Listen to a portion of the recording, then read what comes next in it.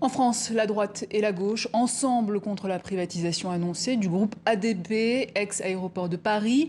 Le projet a été adopté en avril dernier, mais voilà, 218 parlementaires, excepté ceux de la majorité, ont déclenché la procédure pour lancer le premier référendum d'initiative partagée, le RIP. Parmi eux, le député Les Républicains, François Cornu-Gentil, bonjour. Bonjour. LR, PS, PCF, France Insoumise, Les Verts, Génération S, tous les partis d'opposition, ou presque, se sont réunis la semaine dernière pour dire non à cette privatisation d'ADP. L'intérêt général est en danger aujourd'hui avec ça, en quoi au juste? Oui, effectivement, il y a une très mauvaise opération qui va se faire par l'État et donc pour tous les contribuables français. Mais quels sont les risques ? ADP est une entreprise, certes d'État, en partie privatisée. L'État ne détient que 50,6% des parts. Mais c'est une entreprise prospère. Il y a des entreprises d'État qui fonctionnent mal, qui perdent de l'argent. ADP, c'est exactement le contraire. Il y a une vraie réussite internationale. ADP fait plus de 600 millions de bénéfices par an.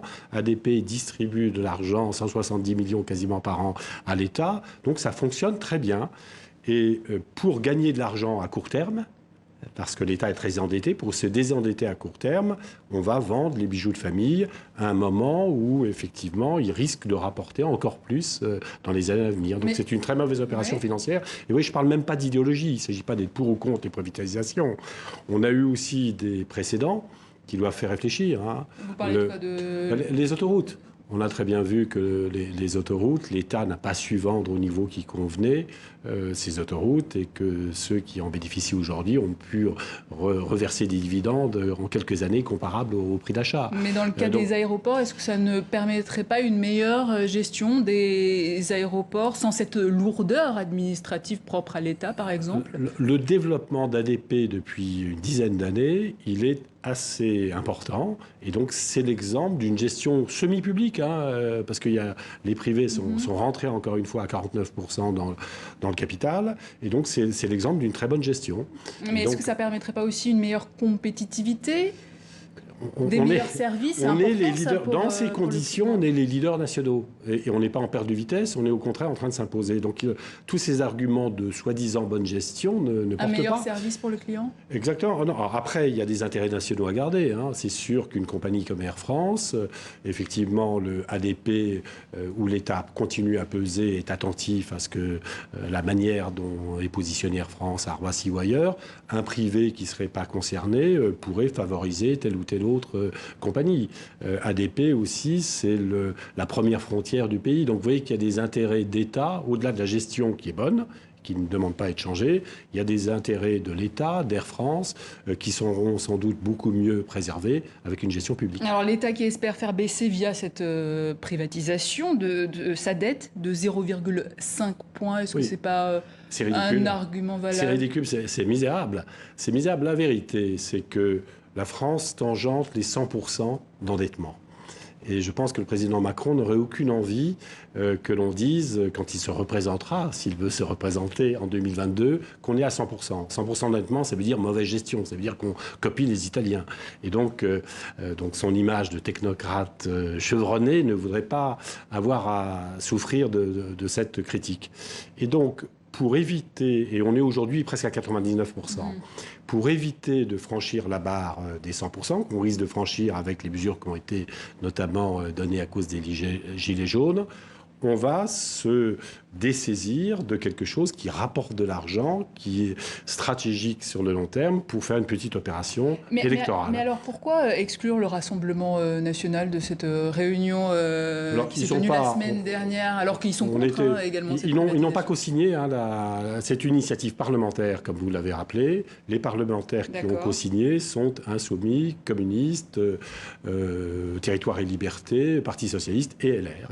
Alors l'idée avec votre démarche, c'est d'obtenir un référendum d'initiative partagée. Mais pour cela, il faut récolter 4,7 millions de signatures avant mars 2020, soit 10% des électeurs inscrits.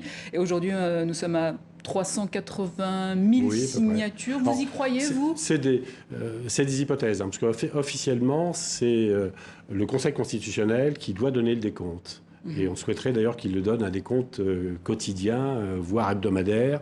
Normalement, il n'y a pas de décompte officiel avant début juillet. Donc ça, ce sont des initiatives un peu privées. Oui. J'espère qu'elles sont bonnes parce qu'elles vous donnent des bons vous résultats. Pensez qu'on y arrivera en quelques mars jours. 2020 En quelques jours, être millions, presque de signatures. en quelques jours, sans qu'il y ait eu une campagne nationale très forte, atteindre 400 000 signatures, ça prouve que les Français se sentent concernés et sont très mobilisés. Alors pour le moment, et ça prouve que ce n'est pas une démarche partisane. Hein. Vous voyez, on est par-delà les étiquettes politiques et je pense que les gens qui signent, ils ne signent pas pour obéir à des consignes politiques, ils signent parce qu'ils voient bien qu'il y a une opération qui n'est pas très claire. Alors pour le moment, le référendum d'initiative partagée n'a jamais été appliqué, mais Emmanuel Macron veut faire évoluer les conditions de ce RIP à 1/10 des parlementaires soutenus par 1 million de personnes seulement, au lieu des 1/5 des parlementaires aujourd'hui soutenus par 4,7 millions de personnes. C'est une bonne chose, ça. C'est une gymnastique un petit peu particulière du gouvernement. C'est-à-dire, effectivement, on voit bien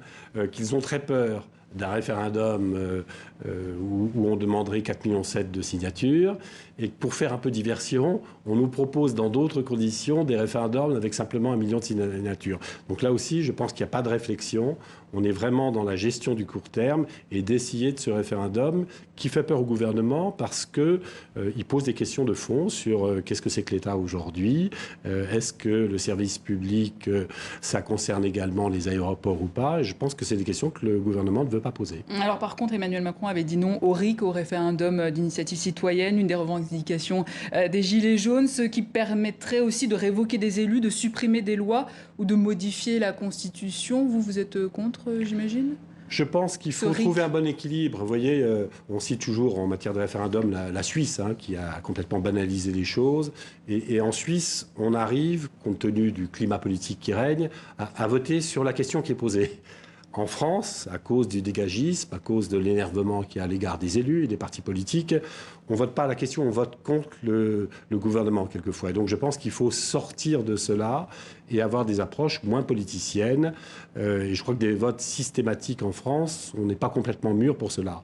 En revanche, sur une question comme le service public, je crois qu'on peut s'affranchir un peu des approches politiciennes et concerner tous les Français. François Cornu-Gentil, merci. Je rappelle que vous êtes député LR, Les Républicains.